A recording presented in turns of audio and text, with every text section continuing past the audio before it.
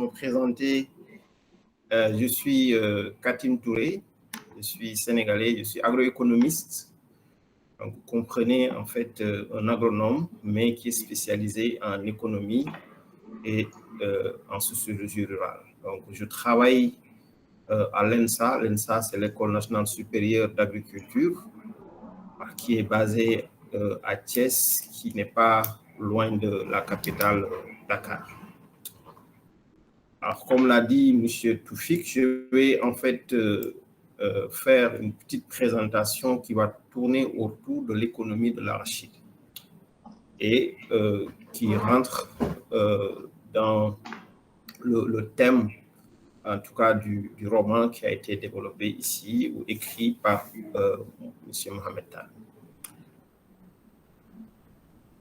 Alors, ma présentation va tourner autour de points principaux comme l'origine et l'introduction de l'arachide au Sénégal, la production de l'arachide, je reviendrai sur les acteurs clés, la présentation, l'impact sur l'emploi et l'économie, ou l'impact social et économique, si vous voulez, et les contraintes et enjeux politiques et économiques.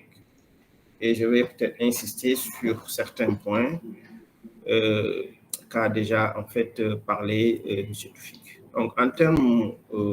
Monsieur Touré, oui. Est-ce que vous pouvez faire 3-4 minutes de présentation? Oui, en fait, je vais essayer. Alors, donc, merci beaucoup. Donc, bon, je vais aller peut-être très vite. Donc, en termes d'origine et d'introduction de l'arachide au Sénégal, il faut voir qu'en fait, il y a beaucoup de divergences en fait sur la date d'introduction. Mais ce qui est sûr, c'est que l'arachide a été introduite au 16e, 17e siècle par les Portugais.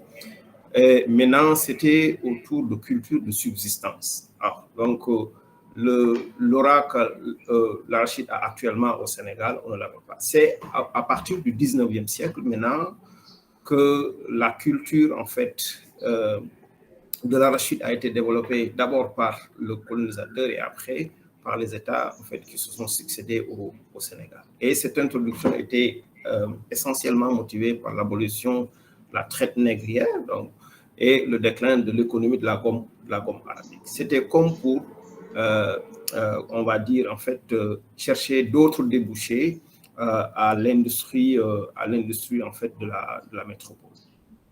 Alors, et à partir de ce moment, en fait, l'arachide devient une culture de rente, parce qu'avant, on avait des cultures de subsistance, des cultures vivrières. On a une culture de rente qui révolutionne en fait totalement l'économie rurale et nationale du Sénégal. Alors, en termes de production, en fait, l'arachide est cultivé dans une zone vaste qu'on appelle le bassin arachidier, qui s'est élargi en fait à d'autres zones du fait principalement de manque de terre dans l'ancienne zone de production. Et on combine ici en fait des pratiques traditionnelles et des techniques modernes liées principalement en fait à l'introduction de variétés innovantes, à l'introduction de matériel de culture comme la période de houx. M. Toufik l'a dit tout à l'heure, en fait, ici au Sénégal, l'arachide est principalement cultivée en hiver, donc sous pluie, donc ce qui veut dire qu'en fait, il y a une forte dépendance des producteurs à la pluie pour produire.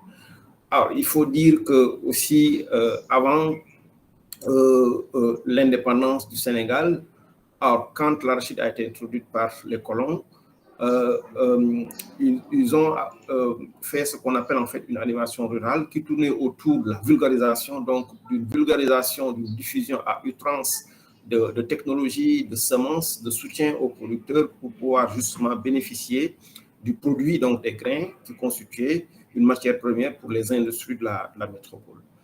Alors, et après, plus tard, le Sénégal a bénéficié de soutien de bailleurs comme la France, naturellement, à travers en fait une coopération dans la recherche qu'on a appelée les unités expérimentales du Sahel, qui ont véritablement en fait révolutionné l'arachide et son introduction au Sénégal. Mais d'autres bailleurs en fait que je cite ici dans la diapositive, comme l'USAID, la Banque mondiale, la FAO, le FIDA, etc., etc.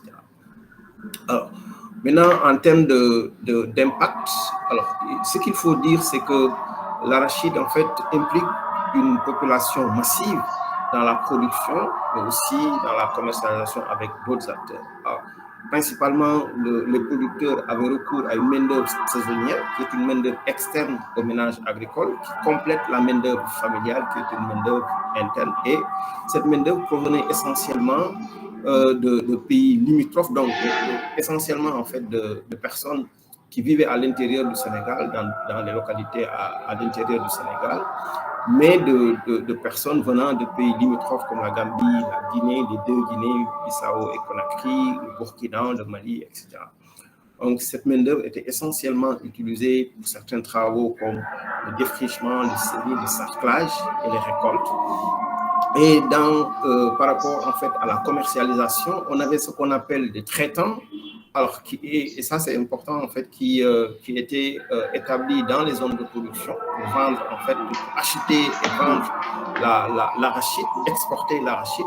Et parmi ces traitants, après l'indépendance, il y avait justement en fait des Libanais qui s'étaient en fait installés dans les anciens territoires, dans les anciens comptoirs commerciaux qui étaient établis par des Français, mais aussi il y avait de nouveaux opérateurs sénégalais, ce qu'on a appelé en fait l'économie de traite, ce que Robert Baudouin, un économiste français, en fait, a appelé l'économie de traite, qui traînait en fait beaucoup de. Maintenant, sur le plan économique, on va citer en fait quelques impacts économiques. L'arachide a contribué en fait et contribué significativement au PIB agricole et il constitue un secteur qui génère des revenus pour les producteurs et les ménages et contribue en fait à la sécurité alimentaire, si vous voulez, à la fonction alimentaire dans les ménages. Mais sur la transformation aussi, l'arachide en fait a été le moteur de l'industrie agroalimentaire du Sénégal avec la Sonacos, en fait, qui est une société qui a survécu aux politiques d'ajustement structurel et dont l'État est acteur majoritaire, mais à d'autres privés comme le CIAT, en fait, qui se sont installés dans les zones de production et qui ont une forte capacité de transformation et d'exportation. Alors maintenant aussi, sur l'arachide, on a l'arrivée des Chinois qui ne se sont pas venus seuls, qu'on est allé chercher pour régler le problème de la commercialisation. Mais actuellement, en fait, il y a un gel de l'exportation de l'arachide pour développer justement l'industrie au niveau du Sénégal. Alors, en termes de contraintes et d'enjeux, il y a la libération du marché en fait de l'arachide, du commerce, de l'agriculture, a créé ce qu'on appelle, a entraîné une anarchie dans la commercialisation des graines. Alors, les unités locales de transformation sont peu performantes dans la collecte parce qu'il manque de financement. Au-delà de ça, on a des aléas climatiques qui entraînent des dégradations, une dégradation des terres liées principalement au déboisement et à la monoculture et un problème d'accès aux intrants de qualité pour la plupart des producteurs.